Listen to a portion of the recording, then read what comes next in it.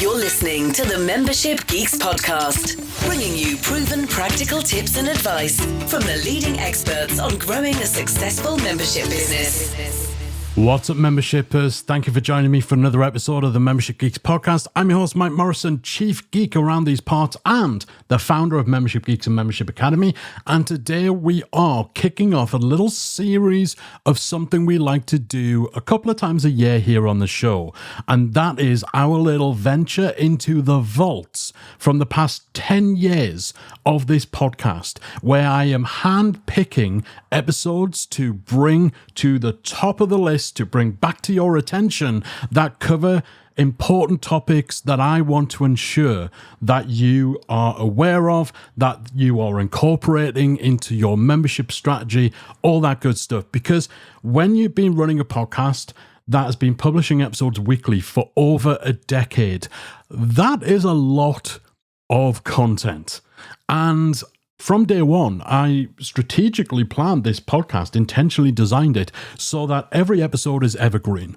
We don't jump on trends. We don't report on news. We don't really go into specific platforms that will die out within a couple of years, because that's not what solid strategy and best practice is all about. And indeed, because of that, a lot of the stuff that I was talking about back when we launched this podcast in 2015 is still as relevant, if not more so, than it is today. Because strategic sense and good practices, they don't age quickly. They don't change, right? The foundations, the fundamentals of what it takes to build and run a successful, sustainable membership, they are pretty much evergreen. Certain things do change, new things come into the fore. Indeed, last week on the episode, I talked about off-platform engagement. This is something that is so much more relevant now than it was a decade ago. But I would say probably 95% of what is in the archives of the Membership Geeks podcast is still highly relevant today. But of course, if you had just discovered us today, or even if you discovered us last year or even the year before, it's highly unlikely that you will have gone all the way back to episode 1 and just binge listened the entire decade of content. That is far too much of my voice. Every now and then, some people do. I do tend to hear from people where they say that they had a huge road trip and so they just binged the podcast all the way through. But that's becoming less and less of a thing. 5 years ago, more people would do that. Now, I don't blame you if you don't want to dive into 10 years of podcast episodes. But of course, that does mean that you are missing a lot of gold, a lot of value. So twice a year, I like to dive into the vault and I like to pick out some episodes to refresh and to put back in front of you that either you might have missed first time around, or it's been so long since you heard it that this will act as a good reminder. So for the next few weeks, I'm going to be doing just that. We've got a bit of a theme for this little run into the vault that is a lot more around churn, retention, engagement, because where we are in the world today, marketing is becoming harder and it's changing a lot more. It's very fluid, but ultimately all the marketing strategy in the world, all the new members in the world are not going to make any difference to your membership success if your retention strategy isn't on point. Memberships are a retention business. It's not about getting people in the front door. It's about making them want to stay for months and years to come. And so these next few episodes are going to focus a little bit more on how we can improve retention rates, how we can increase lifetime value, how we can get people to stick around longer. And we're going to kick off this little venture into the vaults with an episode all about almost redefining the idea of churn. Churn gets talked about a lot when it comes to memberships. Churn is the percentage of members that you lose month on month, year on year. And of course, I've just said myself, memberships are a retention business, and churn, or your retention rate, these are essentially two sides of the same coin. That is usually the number one stat, right? That's the number one key performance indicator. A healthy membership has high retention and low churn rate. However, if you really, really want to get into the nuance, if you really want that kind of mind-expanding mindset and worldview when it comes to your membership, we need a bit of a reframe, because ultimately there is one KPI that is more impactful, that I might argue is more important, and that is member lifetime value. Churn really is just a part of the equation in calculating member lifetime value. So for today's episode, I'm going all the way back to episode 211. That's 255 episodes ago. That is crazy. Where I talk about why member lifetime value is more important than churn. Now, to set the scene and the context for this episode, this was a little bit of a rant, because at the time, I was seeing so many more people saying memberships are not worth starting because you're going to lose members. So there was a lot of people demonizing the idea of a membership because of the fact that memberships have churn, which is such a simplistic, short-sighted view. So I kind of released this episode to challenge that notion, challenge the idea that the fact the membership model comes with cancellations as part of it, like that doesn't suddenly render it a worse model than selling a one-off course or a 6-month program or something like this. So I came at it through that lens. Hopefully you'll enjoy the little bit of a rant, but also it's a shift in perspective that I think can be really healthy and really helpful for membership owners, particularly ones who've been around for a while. So without any further ado, let's dive in to our little From the Vault episode, going all the way back to 211 on why member lifetime value is more important than churn. Here we go. Because I want to tackle a particular perspective that I've seen being brought up by people who've either run memberships in the past and then they've changed their mind on the model and then they've written an article talking about why they don't like the membership model. I've also seen some sentiment expressed by people who maybe are a little dissatisfied with how things are going with their membership. So basically where you see people saying something like this: if a member is going to cancel with the membership model, if you have members who are going to cancel, they're only going to stay for a certain number of months, then what is the point? Usually the context that that statement is in, if a member only stays for X months, then what's the point?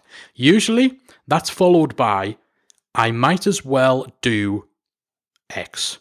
So why would I run a membership? Because if members are only going to end up cancelling after 10 months, then I might as well just sell online courses. If a member's only going to stay for 9 months, then I might as well just go back to one-on-one retainer projects or something like that. So what I really want to challenge today is the notion that the existence of churn and the fact that cancellations and leaving a membership is just a natural part of the member life cycle.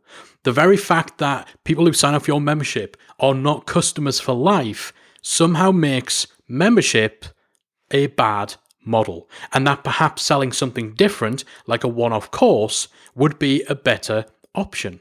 So because there's churn and because people will leave your membership, you shouldn't have a membership in the first place because other options are better. So let's break this down. And obviously, this is all prefaced by me saying, you're listening to the Membership Guys podcast, so I shouldn't have to tell you that I'm slightly biased about memberships.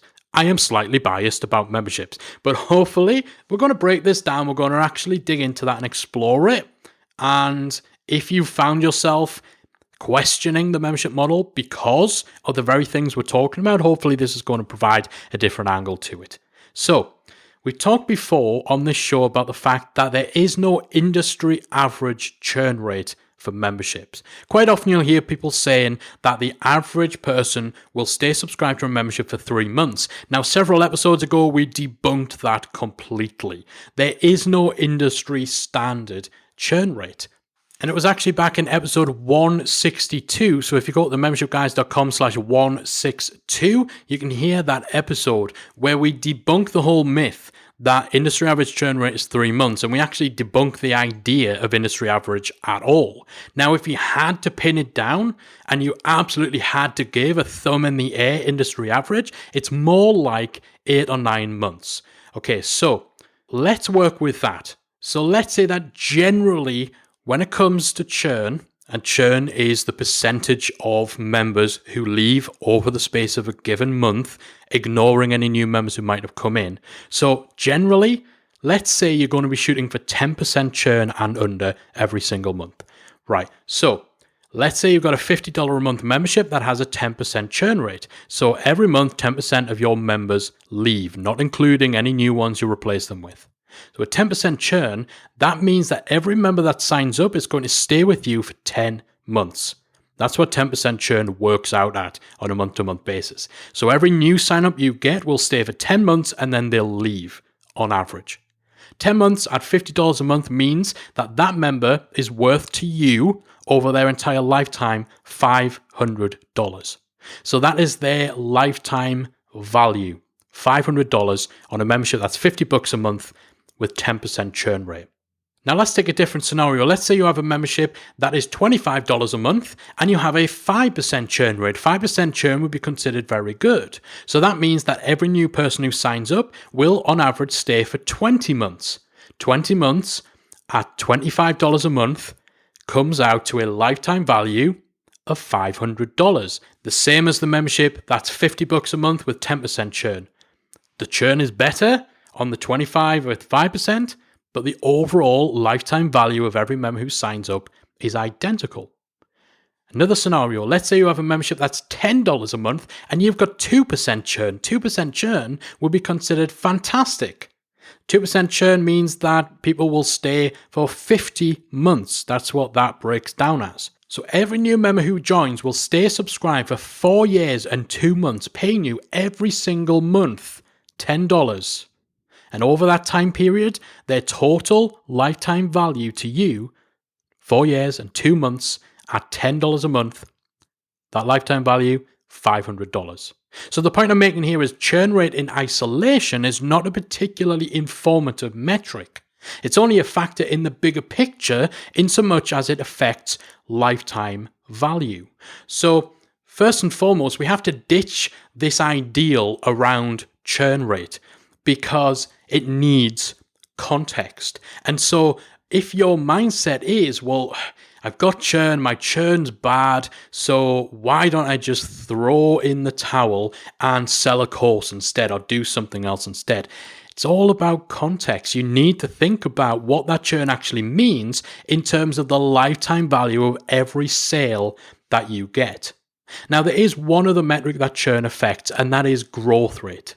So once you take all the new members you sign up in a month, subscribe those who have left, how much has your total member number or your total revenue gone up by that month? That's your growth rate. And you always want that to be positive. However, if you're getting no sales at all, then it doesn't matter what your churn is. Your churn could be 0.5%, but you'd be in negative growth because unless churn is zero, unless you don't lose any members, then without sales, you are in negative growth. And that's the same for anything. If you're selling courses and you don't get any sales, then the money dries up. If you're servicing clients and you don't get any new contracts, the money dries up. The big difference with memberships is that there's a heck of a lot more cliff to walk back on if growth starts dipping into the negative. So again, the context that this whole issue that we're talking about in this show usually comes up in is when someone is comparing a membership to some other type of business model or some other type of product you could be selling. Whether that's working with clients one-on-one, selling a physical product, selling an alternative digital product like a high-priced course. So let's say you have a membership and your churn rate is 10%, and because you've got 10% churn rate, you're in this mindset where you're thinking, well, 10% churn rate means that all this effort I put in to get a new member to sign up, they're going to leave after 10 months. What's the point? Why don't I just create a course? Okay, so again, context is important. A lot of courses in the online space are being sold for $2,000 these days. But of course, you're not going to get anywhere near as many sales of a $2,000 course as you're going to get of a $50 membership. So again, if your $50 a month membership has a 10% churn rate, people are only staying 10 months. Their lifetime value is $500. So what is the alternative? If you want to sell courses, do you sell a $500 course to the same amount of customers that you're currently selling your membership to? The lifetime value ends up being the same, right? $50 a month for members who will stay for 10 months. If you get exactly the same amount of sales of a $500 course, the end result financially is still the same. Each sale of that course to you is worth $500 for the lifetime of your relationship with that person who buys the course. In the same way that the lifetime value of every individual person who joins your membership, that's $50 a month, 10% churn rate, is $500. So it's the same.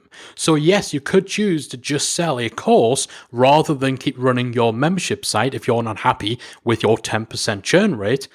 But when you're looking in terms of how many sales of that course you're likely to get by comparison to your membership and how much lifetime value there is for each sale of the course compared to the lifetime value for each sale of your membership, usually it's going to wind up about the same. So you might be able to sell a $500 course to the same amount of people you can talk into signing up for a $50 a month membership. But if your course is $1,000, you're not going to get anywhere near as many sales. So let's say you price a course at $1,000 and you get half as many sales. The end result financially is the same as your $50 a month membership.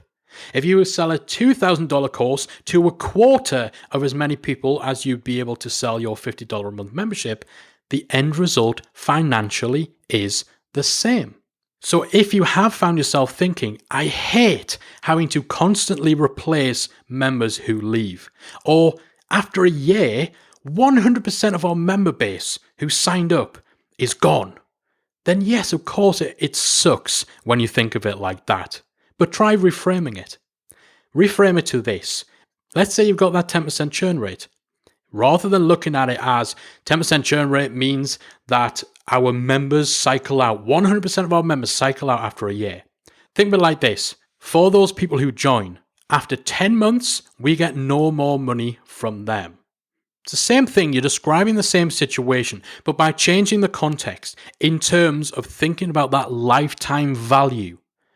Rather than thinking about it in terms of, I've got to replace people, thinking about it in terms of numbers in and numbers out. In pure clinical, pure financial terms, all that means is that after 10 months after that initial sale, you stop getting money from that individual. Now, if you're selling a course, that statement, that alternative is after one transaction, we get no more money. So with a membership with 10% churn, after 10 months, we get no more money from that person. With a course, it's after that initial transaction, that one day, that 1 minute, that 1 hour the transaction goes through, we get no more money. So the end result is the same. It's only the time frame to achieve that end result that changes. And actually with memberships, you have more levers to pull when it comes to trying to increase that lifetime value, to increase that end result. With a standalone course that you're selling, there's only that one lever. There's the sales lever. All you can do is try to increase sales. With memberships, there's sales and retention. So if your course is $500, then the only way to increase the lifetime value of those sales, that customer, is with upsells, so selling them more stuff or putting your price up. You can do those things with memberships, but in addition, you can do things to improve retention too. Improving retention by just 1 extra month can make the difference. 1 extra month, so a 10% improvement on the amount of time you get people to stick around as a member, taking them from 10 months to 11 months. That increases your lifetime value for every single member by $50. You can't do that with a course unless you increase the price of your course to $550, or unless you sell an add-on product at $50 for that product. So you have a greater range of things that you can do to improve the bottom line financially. So again, if you're thinking, well, what's the point in having a membership if after a year, the members that I sign up are gone? What that really means is that after a year, the members that you sign up have maxed out their lifetime value. Courses max out on day 1. Client projects max out when the work is finished. The idea of lifetime value of your customers maxing out is not exclusive to memberships. Now, some courses will allow you to spread payment over 12 months. It's the same principle. After 12 months, the customer's lifetime value maxes out. So it's important to realize that really whatever model you go with for your business, whatever type of business you run, it all essentially comes down to customer lifetime value if we're talking clinically, if we're talking about dollars and cents, the bottom line, which is usually where these decisions come from. So if dealing with churn is something that's turning you away from the membership model, you need to understand that churn is merely a factor in determining what the customer lifetime value will be. And if you really want to get into an apples for apples, like for like comparison, understand that anything you sell has a churn rate. Churn rate is merely a factor in determining the end point after which you get no more money from that person. So when you use that definition, and that is a very accurate, very appropriate definition of what churn is, when you use that definition, courses have a churn rate. It's just that churn rate is instantaneous because you get no more money from the sale of that course after the initial sale goes through. So it has a 100% churn rate.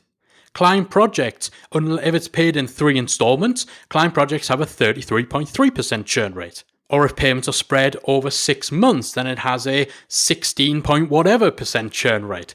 Everything has a churn rate because everything has an end point, a maxing out point in terms of customer lifetime value.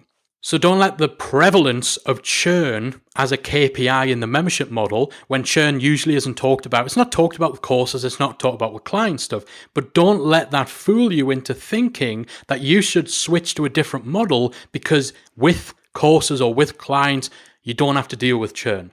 Churn is merely a factor in determining what the overall lifetime value will be and what the time frame for hitting that total lifetime value is going to be.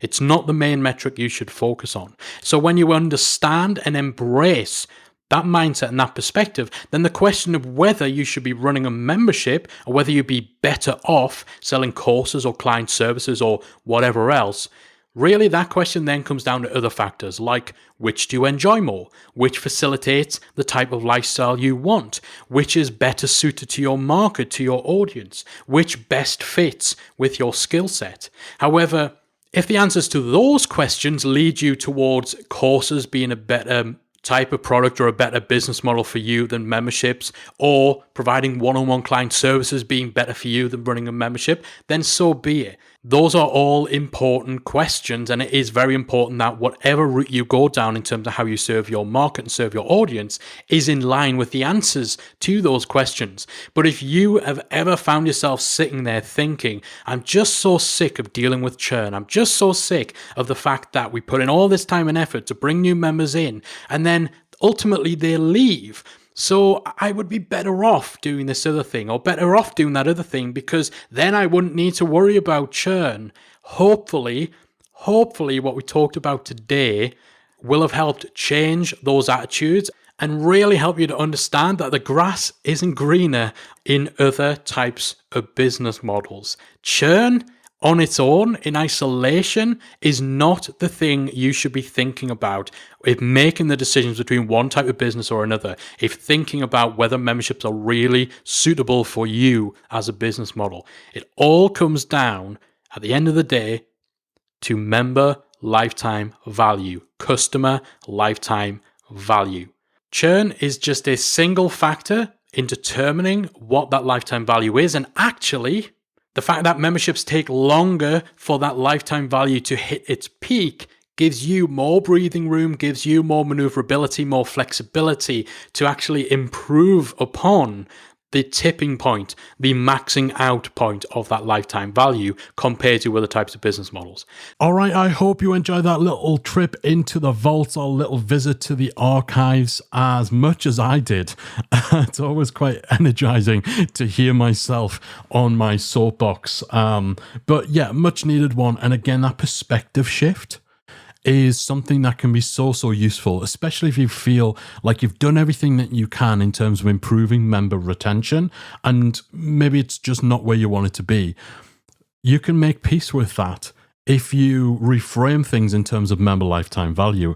And in fact, the certainty that comes from knowing that number and accepting that, okay, maybe there's nothing else we can do to improve the churn rate. Now we can look at ways in which we can increase member lifetime value. That can open up so many more strategic doors. So I do hope you've enjoyed today's episode. Next week, I'm going to be back with another From the Vault episode. Again, we're staying with the topic of churn and retention. Next week, we're going to tackle something called subscription fatigue. This can be an absolute killer for memberships because so many subscriptions exist today. Streaming, shopping, like your groceries on subscription, you can get your motor vehicles on subscription. The model has become so saturated over the years, and it's getting worse and worse and worse. This presents a potential existential threat to our industry, to memberships. And so in my little visit into the vault next week, we're going to talk about how you can combat subscription fatigue. So that's definitely one you're going to want to join me for. Thanks so much for listening. I'll see you next week. If you enjoyed this week's episode of the Membership Geeks podcast, we invite you to check out membershipacademy.com. Membership Academy is the original membership about memberships, and it's the essential resource for anyone at any stage of starting, growing, and running a successful online membership business. Whether you're still trying to figure out what your idea is going to be and you need some help making it a reality, or whether your website is already up and running and you're looking for ways to grow and attract new members, then Membership Academy can help you to get to the next level. Not only do you get access to our step-by-step membership roadmap, our extensive training library, and exclusive member-only discount and tools, you'll also become part of our supportive, active community of membership owners that will help you along the way in your journey with feedback, encouragement, and advice. All of this and more make Membership Academy the #1 place to be for anyone looking to start, manage, and grow a successful membership business. Check it out and join the community at membershipacademy.com.